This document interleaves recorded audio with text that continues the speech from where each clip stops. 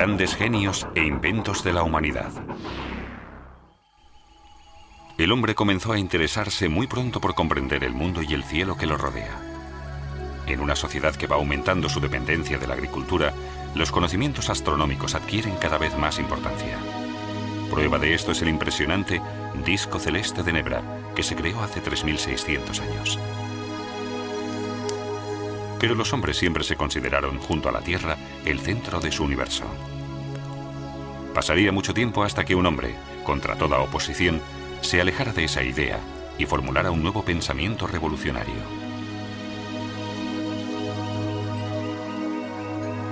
La concepción del mundo de Nicolás Copérnico.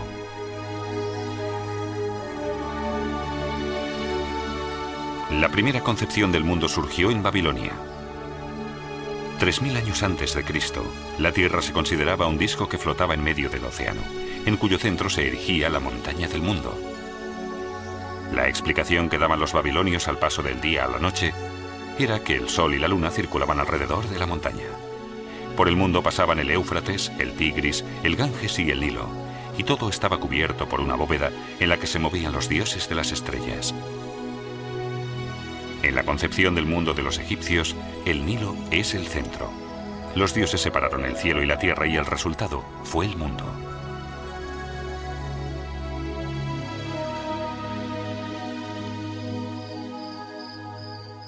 En la antigüedad, el hombre también intentó interpretar los fenómenos del cielo mediante explicaciones mitológicas. Anaximandro de Mileto dibujó el primer mapa del mundo y construyó el primer globo celeste. Representó la Tierra como un cilindro, y en su parte más profunda se encontraba el submundo. Detrás de la bóveda celeste ardía un enorme fuego, y a través de unos agujeros translucían las llamas.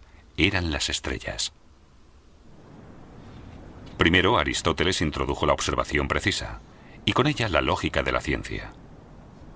Para él, el mundo era una bola formada por una mezcla de tierra, agua, aire y fuego, que se encontraba anclada en el centro del cosmos. Pero existen diversas opiniones sobre qué fue lo que le llevó a esta particular concepción del mundo. El astrónomo griego Hiparco pensaba que la Tierra estaba en el centro del universo y que el Sol daba vueltas en torno a ella. Por ello, su teoría se ha denominado geocéntrica. El erudito griego Claudio Ptolomeo es el representante más conocido de la concepción del mundo geocéntrica. En su obra Almagesto describe el pensamiento astronómico de su tiempo. Siglos después, su libro caería en manos de Nicolás Copérnico. En su obra, Ptolomeo defiende la teoría de que la Tierra permanece estática en el punto central del universo. Todos los planetas giran en torno a ella en lo que denominó esferas, es decir, órbitas que se pueden mover de forma independiente.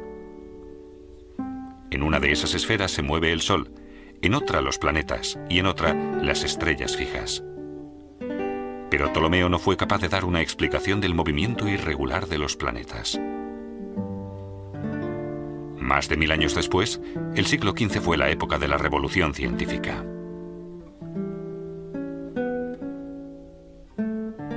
Dos acontecimientos importantes impulsan el desarrollo de Europa. La invención del arte tipográfica por Johannes Gutenberg en el año 1455 hizo posible una mayor rapidez en la divulgación de las obras científicas. El segundo acontecimiento importante fue el descubrimiento de América por Cristóbal Colón en el año 1492. Con él, las últimas dudas sobre la forma redonda de la Tierra se disiparon.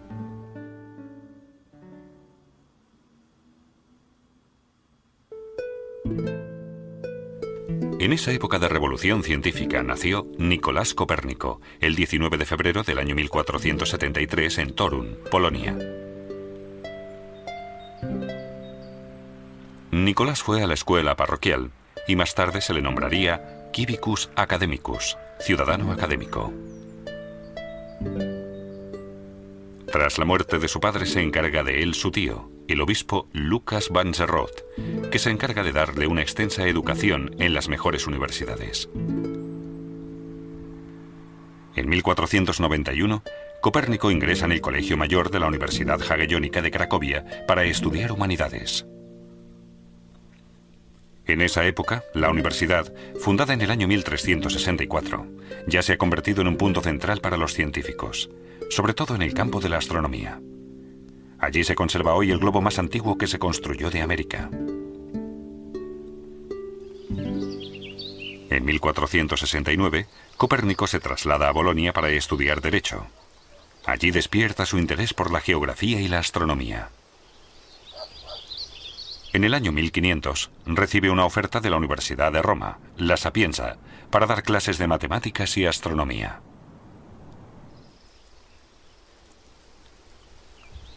Copérnico continúa sus estudios en Italia. Estudia medicina en la Universidad de Padua y adquiere gran importancia como médico entre sus contemporáneos. En 1503, Copérnico obtiene el doctorado en Derecho Canónico en la Universidad de Ferrara. 3 años más tarde regresa a su patria y trabaja como médico de cámara y secretario de su tío, el obispo de Guarmia. En el año 1512 fue nombrado canónigo en Freudenburg, con lo que se asegura el sustento para el resto de su vida. No obstante, el cargo conllevaba diversas tareas administrativas.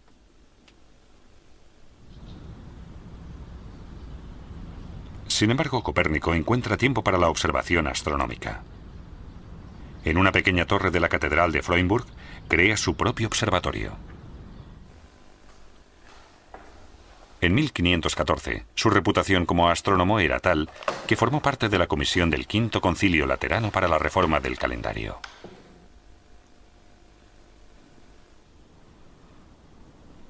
En esa época, redacta su primera obra astronómica, Commentariolus, pequeño comentario. En ella ya encontramos el primer esquema de su nueva concepción del mundo, en cuyo centro se encuentra el Sol, pero Copérnico esperará para publicarla. La idea del universo heliocéntrico llegará a Copérnico a través de la lectura de estudios antiguos. En ellos encontró un pensamiento que consideró revolucionario. El erudito griego Aristarco de Samos investigó el movimiento irregular de los planetas conocidos y consiguió dar una explicación. Afirmó que la Tierra también se movía y que recorría su órbita alrededor del Sol más rápido que los planetas situados a más distancia. De esa forma adelantó que todos los planetas, incluida por lo que parecía la Tierra, giraban alrededor del astro.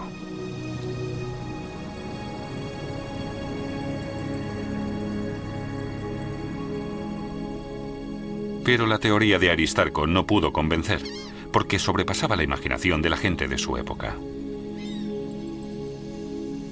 ¿Cómo podía, por ejemplo, un pájaro encontrar el camino de vuelta a su nido si mientras volaba la Tierra giraba? Sin embargo, a Copérnico le fascinó la idea y desarrolló 3 teorías sobre ella. La primera, la Tierra gira a diario sobre su propio eje. El movimiento de las estrellas es, por tanto, solo aparente. La segunda, el Sol es el centro del universo y la Tierra gira en torno a él. Y la tercera, la Tierra es solo uno de muchos planetas y no tiene ningún carácter extraordinario. Copérnico mostró mediante cálculos el hecho de que los planetas se movían de forma heliocéntrica, con el Sol en su punto central. Pero la nueva concepción del mundo de Copérnico era bastante complicada. Como no podía demostrar su teoría, solo podía conseguir que se aceptara en un ámbito espiritual, explicando sus nuevas ideas y arriesgándose a poner en duda la tradición de la concepción antigua. Así que Copérnico decidió seguir esperando. La Iglesia Católica defendía la teoría geocéntrica del mundo. Según la Biblia, Josué se dirigió al Señor y exclamó: «Detente, Sol». Para que el Sol se detuviera debía estar, como es lógico, en movimiento, y eso exactamente es lo que contradecía la concepción heliocéntrica del mundo, y por tanto, la teoría de Copérnico.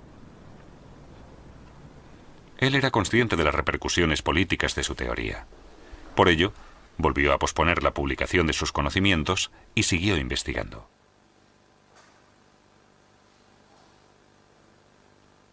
Desde el año 1516 hasta el 1521, Copérnico ejerció en el castillo de Allenstein, Polonia.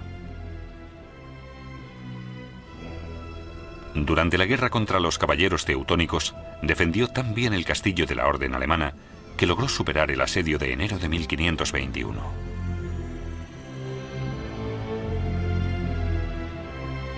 Poco después se firmó un armisticio y Copérnico colaboró en las negociaciones de paz. Pero también en Allenstein encontró tiempo para la observación astronómica. Realizó mediciones de la altura del Sol para concretar el inicio del día y la noche. Pero Copérnico nunca abandonó la idea de la concepción heliocéntrica del mundo. En 1542, por fin, da su consentimiento para la publicación de sus teorías en Nuremberg.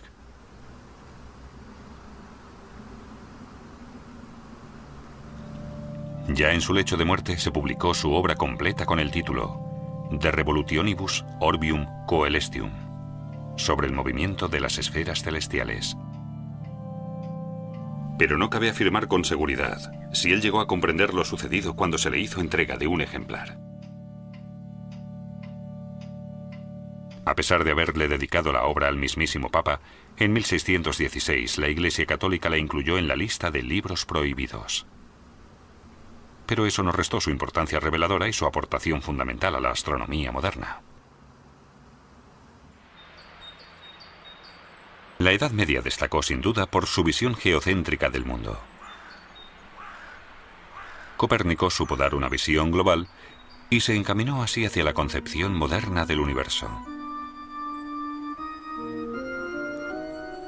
Si Copérnico no hubiera insistido en las órbitas de los planetas, no se habría producido ningún avance en los estudios de su posición.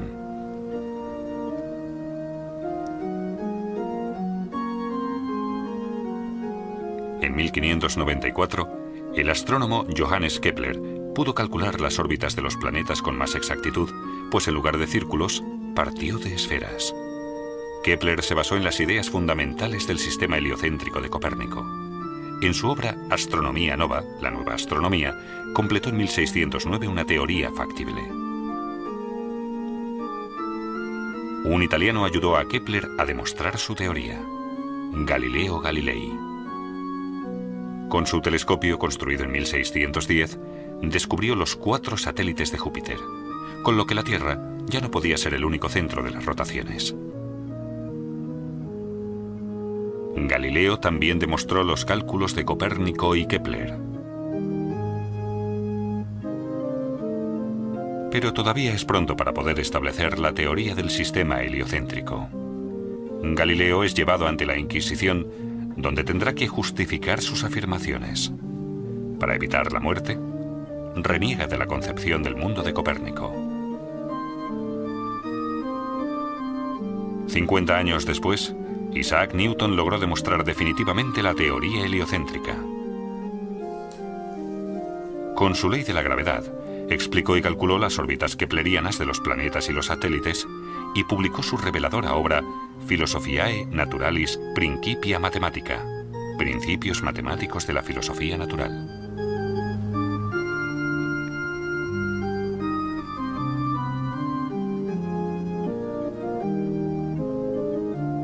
Pero el Papa y la Iglesia Católica necesitaron más tiempo para aceptar definitivamente la teoría de Copérnico. No levantaron la prohibición de su obra De Revolutionibus Orbium Coelestium hasta el año 1822.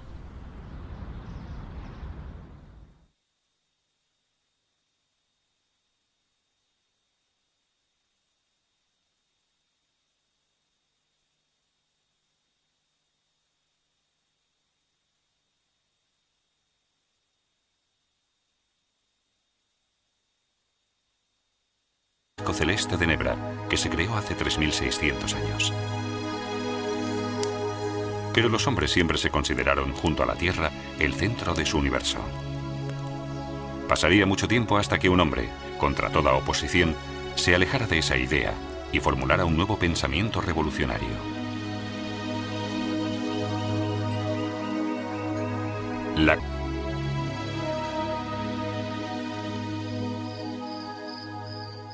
En la antigüedad, El hombre también intentó interpretar los fenómenos del cielo mediante explicaciones mitológicas.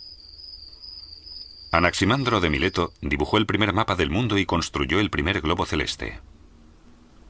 Representó la Tierra como un cilindro, y en su parte más profunda se encontraba el Sol. Grandes genios e inventos de la humanidad. El hombre comenzó a interesarse muy pronto por comprender el mundo y el cielo que lo rodea. En una sociedad que va aumentando su dependencia de la agricultura, los conocimientos astronómicos adquieren cada vez más importancia. Prueba de esto es el impresionante Concepción del mundo de Nicolás Copérnico.